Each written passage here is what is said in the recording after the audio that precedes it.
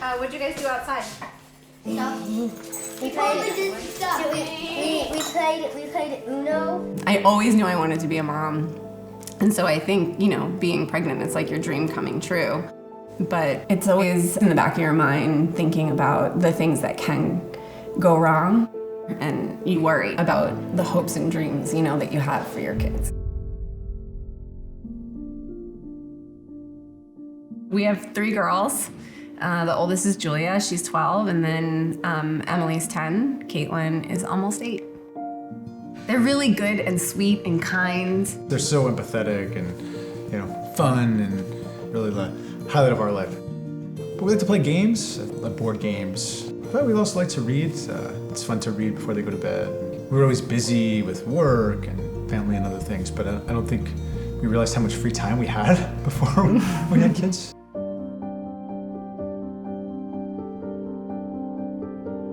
She was always very difficult to feed. It was always hard to get her to eat. So when Julie was 5, I said something to our pediatrician, like, her toes are blue, that's not normal. She would go to gymnastics with 3 or 4 of her friends from school, and I would just watch class after class after class. She couldn't even do a forward roll.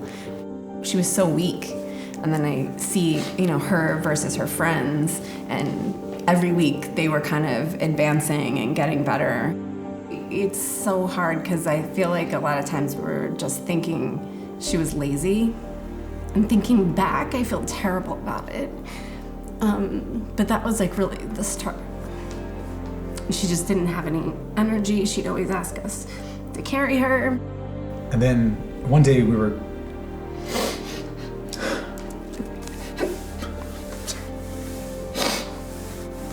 He went on a bike ride with her.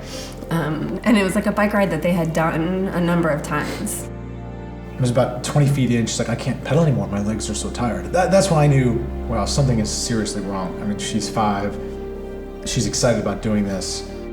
I'm a pediatric cardiologist, so I took her and I did an echo myself. I'm like, oh my gosh, she's got something wrong with her heart.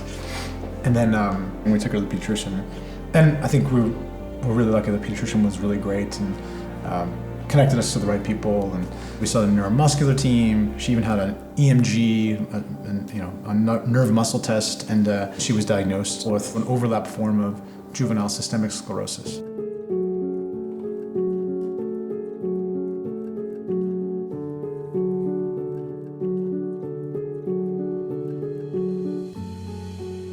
She has really tightening of her skin. So if you ask her to make a fist, she can only sort of go like this. And with that, it's not just the skin that's getting tight, it's also affecting some of the internal organs. So it was affecting her esophagus, or feeding tube was getting stiff, so it was harder for her to sort of swallow and push food down. It was affecting her GI tract in terms of her absorption of food and nutrients, so she had lost weight. She was having a lot of muscle weakness, so it was hard for her to sort of getting up from a sitting position. It was definitely scary. For Julia, day-to-day life, just learning how to take all of her meds, she really did a great job with it. It was not something she liked to do, but she was tough about it and she did it. I mean, there was a long time where it was pretty hard. You think about what your kid's life is going to be like, and I think that was hard to sort of get that diagnosis and sort of think about what her life would be like. Little did we know that girl. I mean, she's unbelievable. She's amazing, and she can really do anything. And she doesn't let it affect her. You can't really see there's anything wrong, but you can see she struggles sometimes in the morning and she's sore and her joints hurt. But she's able to persevere and go to school, and she takes a very optimistic view of life, and I feel very grateful now. We're in a much better position than I thought we would have been when we first had that diagnosis.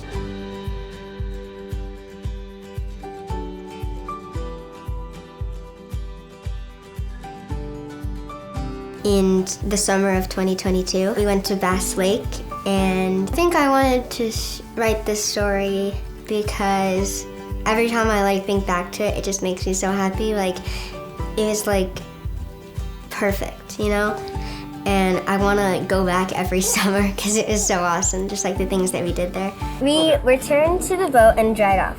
On our way back, we stopped and got ice cream. I got birthday cake ice cream.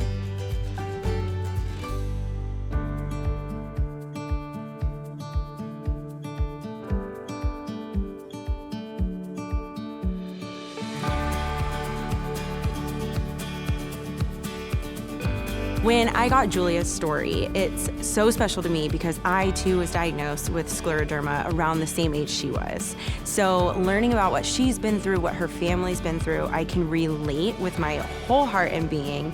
And so being able to go in and sit down with one of my writers and listen to just a fun story she had with her family. I think the most special thing to me about being involved with the foundation and meeting Julia and hearing her story is seeing how music can really bring people together and can touch people in so many different ways and make them feel like they are heard and they are not alone and they have somebody else to go through this journey with them. Hey guys, how are you? Come give a hug. Oh, it's so nice to meet you.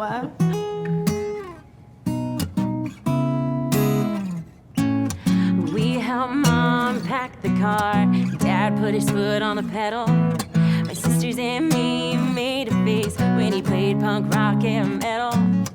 Emily and Kate on my left and the right, me in the middle with the dog.